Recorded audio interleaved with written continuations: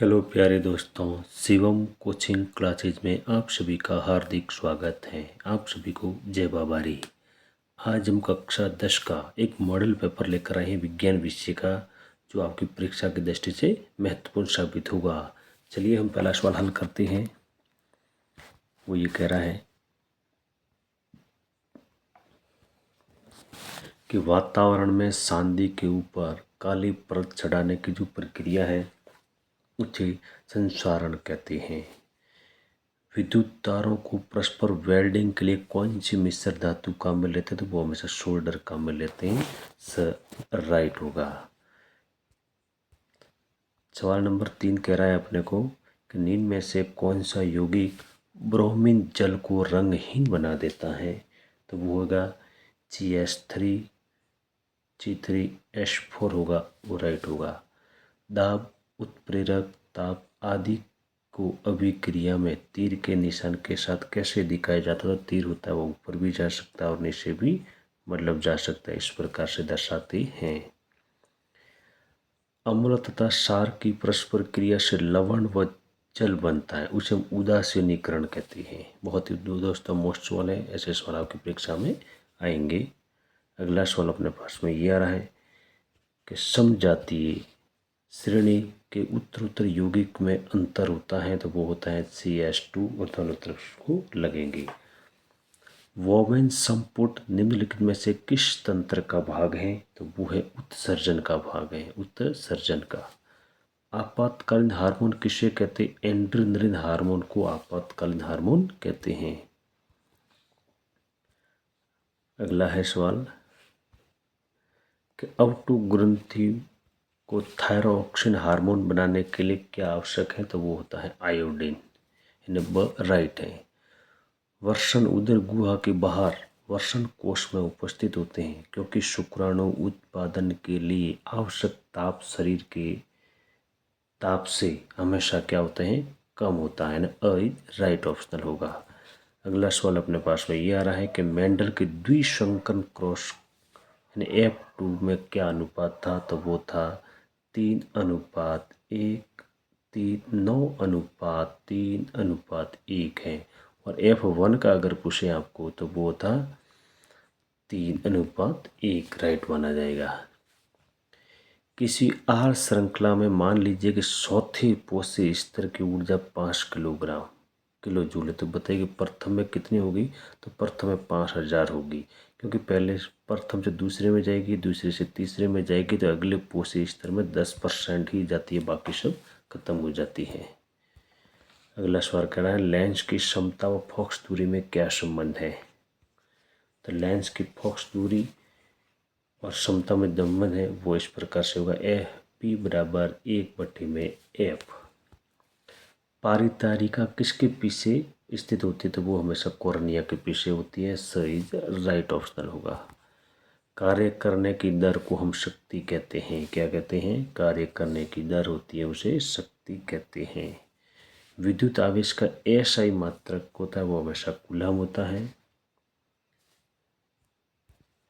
अगला सवाल अपने पास में ये आ रहा है कि विद्युत धारावाही तार किसकी तरह व्यवहार करती है? तो वो आएगा चुंबक की तरह व्यवहार करती है। घरेलू परिपथ में फ्यूज को निम्न में से किस तार के साथ लगाया जाता है? तो वो होता है विद्युतमय तार के साथ लगाया जाता है। तो ये जो 18 सवाल थे छोटे छोटे MCQ बारे में मिलाए।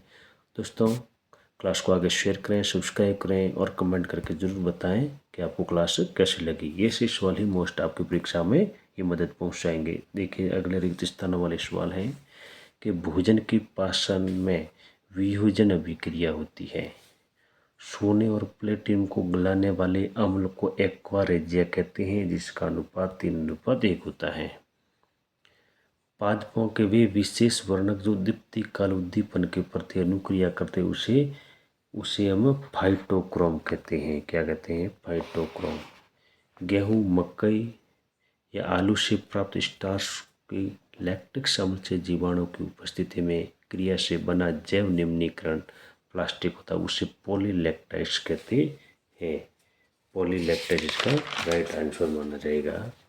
अगला सवाल अपने पास में आ रहा है कि आदर्श वोल्ट मीटर का जो प्रतिरोध होता है वो हमेशा अनंत होता है और विजातीय ध्रुव परस्पर प्रतिकर्षित होते हैं। तो ये थे हमारे रिक्त स्थानों वाले सवाल। अगला सवाल हमारे पास में आ रहा है, छोटे छोटे सवाल है, तेलुगु गुजराती में बहुत ही मोस्ट सवाल है। परीक्षा की दृष्टि से आप अच्छे सवालों को पढ़ कर जाए। साबुनीकरण किसे कहते हैं? वसा को विघटित करने की जो क्रिया होती है उसे साबुनीकरण कहते हैं। लोहे की वस्तु हम पेंट क्यों करते हैं? क्योंकि लोहे की वस्तुओं पर जंग उनकी खुली सतह पर ऑक्साइड की कमी के कारण लगता है। किसकी कमी से? ऑक्सीजन और नमी के कारण उस पर जंग लगता है, जिसके कारण लोहे को हम पेंट करते ताकि वो है जंग नहीं लगे। अगला सवाल अपने पास में इस प्रकार से है कि तनुकरण किसे कहते हैं? तनुकरण जल में अम्ल और क्षारक मिलाने पर आयन की सांद्रता में इकाई आयतन में जो कमी आती है उसे ही तनुकरण कहते हैं। अगला सवाल आ रहा है, संक्रियता श्रेणी किसे कहते हैं? धातुओं की जो क्रियाशीलता होती है उसको अवरोही क्रम में व्यवस्थित करना ही संक्रियता श्रेणी कहलाता है। धातु होती है उसकी जो क्रियाशीलता के आधार पर अवरोही क्रम में लिखते हैं, मतलब बड़े क्रम से छोटे क्रम की और घटते क्रम में लिखते हैं, उसे संक्रियता कहते हैं। अगला सवाल अपने पास में, परजीवी किसे कहते हैं? मतलब ऐसे जीव जो भोजन दूसरे जीवों से प्राप्त करते हैं किंतु वे उन्हें मारते नहीं हैं, उसे परजीवी कहते हैं। दूसरों को मारकर जो खाने वाले होते हैं उसे मृतजीवी कहते हैं, मृतजीवी भी कहते हैं। स्थानीय हार्मोन किसे कहते हैं? ऐसे हार्मोन जो स्त्रावित होने वाले स्थान पर ही प्रयुक्त होते हैं उसे स्त्रावी हार्मोन कहते हैं। दो यौन संसारित रोगों के नाम गोनेरिया और सिफिलिस, ये यौन संक्रमित रोग माने गए हैं। अगला ये कह रहा है कि प्रोटीन का जीन क्या है? प्रोटीन का जीन डीएनए होता है। डीएनए मतलब डी ऑक्सी राइबोन्यूक्लिक अम्ल, जिसका पूरा नाम है। अगला सवाल अपने पास में ये है,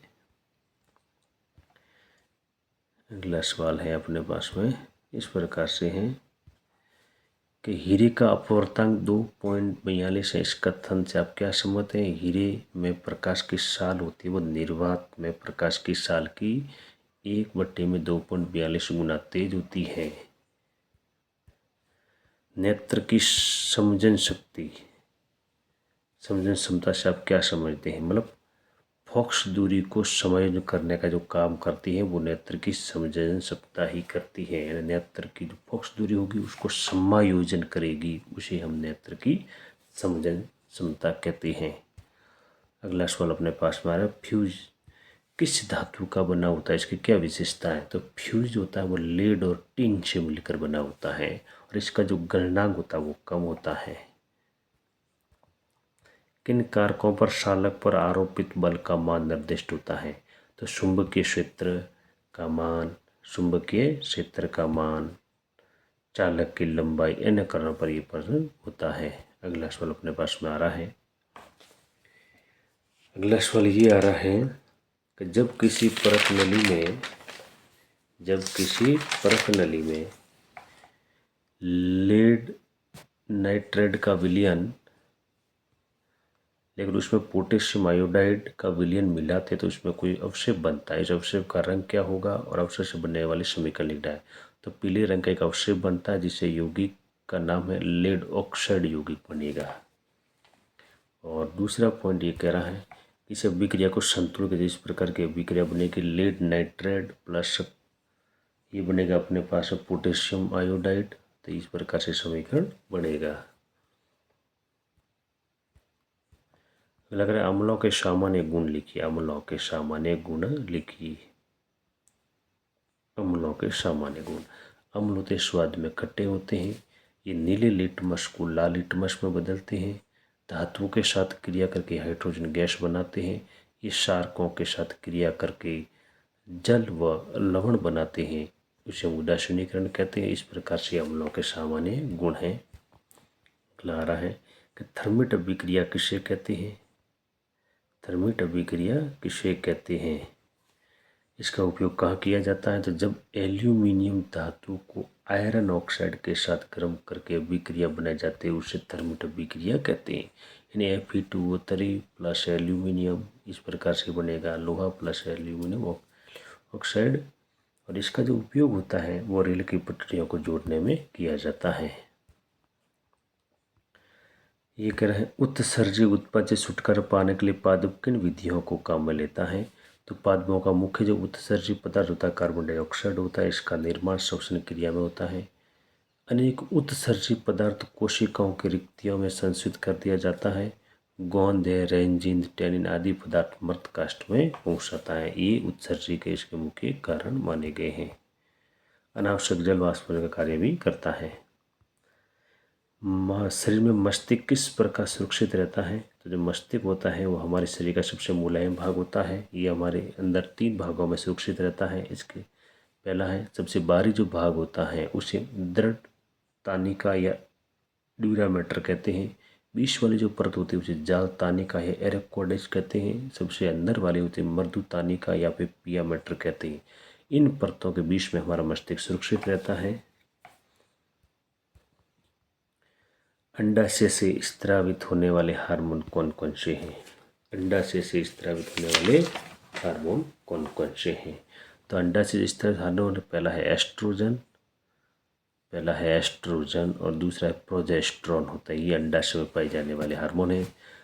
तो देखिए दोस्तों, ये था छोटा हमारा मॉडल पेपर। आपको कैसा लगा आप लाइक करें, कमेंट करें और आगे से आगे शिव कोचिंग क्लास को शेयर करें, सब्सक्राइब करें और कमेंट करके ज़रूर बताएं आपको क्लास कैसी लगी। सभी साथियों को जय हिंद और जय भारत।